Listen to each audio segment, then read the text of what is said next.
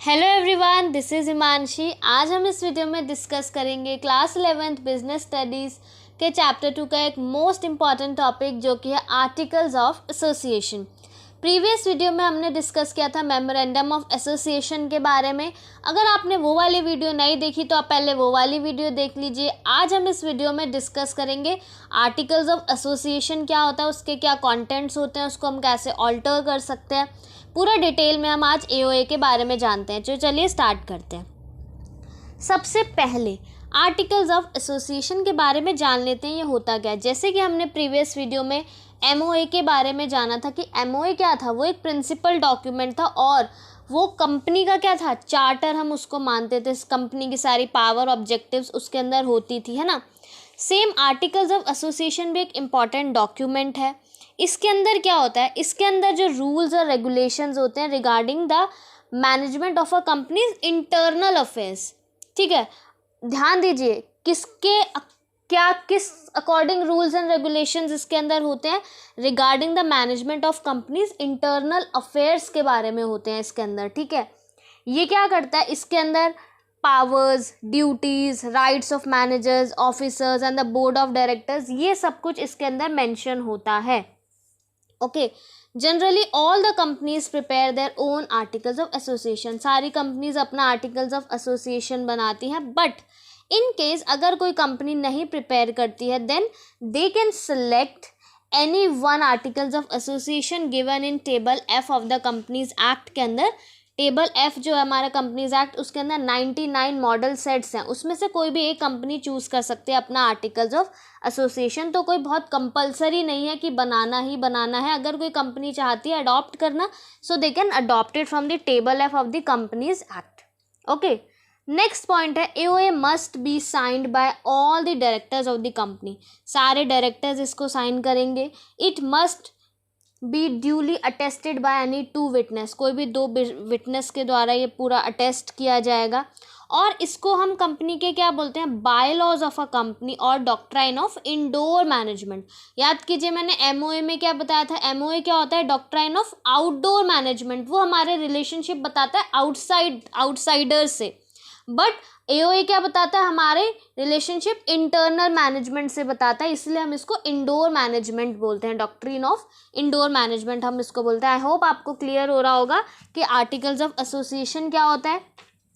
अब हम इसके कंटेंट्स देख लेते हैं, क्या क्या इसके अंदर लिखा होता है। ये बस हमें जानना है क्या क्या चीज़ें इसके अंदर लिखी होती हैं।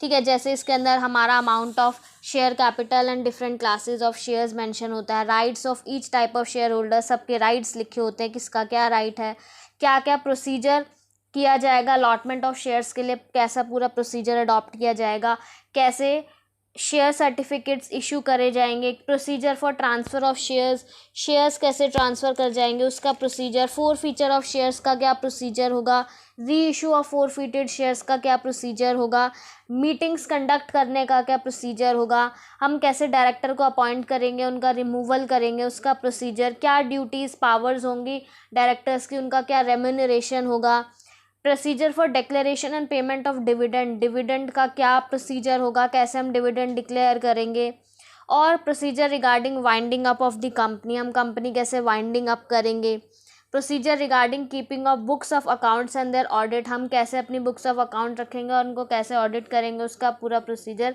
And then last seal of the company की क्या सील होगी, मतलब सिग्नेचर बताया था ना, सील ऑफ द कंपनी। तो ये हमारे जो है वो कंटेंट्स हैं आर्टिकल्स ऑफ एसोसिएशन की।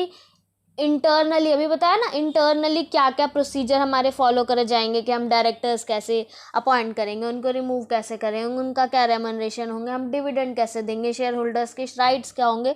तो इन सब से रिलेटेड हमारा पूरा आर्टिकल्स ऑफ एसोसिएशन के अंदर लिखा होगा। देन लास्ट इसके अंदर हम डिस्कस कर लेते हैं, अगर हमें इसका ऑल्टरेशन करना है, कुछ चेंजेस करने हैं तो कैसे कर सकते हैं। अ कंपनी में change its AOA by passing a special resolution. एक स्पेशल रेजोल्यूशन पास कर सकती है। बताया था स्पेशल रेजोल्यूशन मतलब majority, 75% of shareholders agree करते हैं, मेजॉरिटी हमारी एग्री करती है तो हम उसको स्पेशल रेजोल्यूशन बोलेंगे। अगर क्या क्या कंडीशंस होनी चाहिए, the alteration must not be contrary और against the provision of MOA and companies act. हम ऑल्ट्रेशन कर सकते हैं एओए में, बट जो हमारा ऑल्ट्रेशन है वो जो MOA के प्रोविजंस है उसके अगेंस्ट में नहीं होना चाहिए, और कंपनीज एक्ट के अगेंस्ट में कुछ भी हमारा नहीं होना चाहिए, सब कुछ हमारा लीगल मतलब उसके अंदर होना चाहिए, उसके अगेंस्ट कुछ भी नहीं होना चाहिए। It must not result in breach of contract with outsider, जो हमारे आउटसाइडर्स के साथ कॉन्ट्रैक्ट है उसमें ब्रीच ऑफ कॉन्ट्रैक्ट नहीं होना चाहिए, हमारा कोई कॉन्ट्रैक्ट टूटना नहीं चाहिए, कुछ भी दिक्कत नहीं होनी चाहिए, तो तभी हम ऑल्ट्रेशन कर सकते हैं। It must be in the interest of the company, company के इंटरेस्ट में हो तभी हम ऑल्ट्रेशन करेंगे।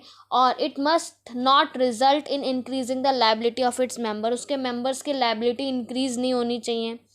And last, if the alteration involves conversion of public company into private company, अगर ऑल्ट्रेशन में बोलते हैं हम पब्लिक कंपनी को प्राइवेट कंपनी में चेंज करने वाले हैं तो हमें सेंट्रल गवर्नमेंट के अप्रूवल को लेना पड़ेगा। तो ये था articles of association. I hope आपको ये टॉपिक क्लियर हुआ होगा। Do like, share and subscribe to the channel. Thank you so much.